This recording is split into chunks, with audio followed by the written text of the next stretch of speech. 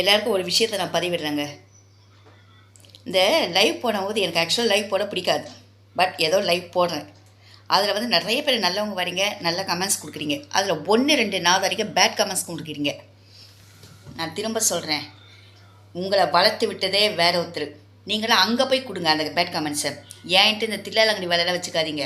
டேய், என்ன தெரியும் என்னை பற்றி உங்களுக்கு? என்ன தெரியும்டா? அந்த தேய் என்ற வார்த்தைக்கு என்ன மீனிங் தெரியுமா? நீங்கள் விளக்கு பிடிச்சி பார்த்தீங்களா? நீங்கள் போடுற ஒவ்வொரு பேட் கமெண்ட்ஸும் உங்கள் வீட்டில் இருக்க பெண்களை சாரும், உங்கள் அம்மாவை சாரும், உங்கள் பொண்டாட்டியை சாரும், உங்கள் அக்கா தங்கச்சிங்களை சாரும், உங்கள் பெண் பிள்ளையை சாரும். சரியா? உங்களை மாதிரி அப்பன் காசுலையும் ஆத்தா காசுலையும் உட்காந்து படித்து அப்பன் சொத்துலையும் ஆத்தா சொத்துலையும் உட்காந்து சாப்பிட்டவன் நான் கிடையாது. என் சொந்த காசால் படித்து வாழ்க்கையில் முன்னுக்கு வந்தவன். 7th சம்பாதிக்க ஆரம்பித்து இன்னி வரையும் சம்பாதிச்சிட்ருக்கேன்.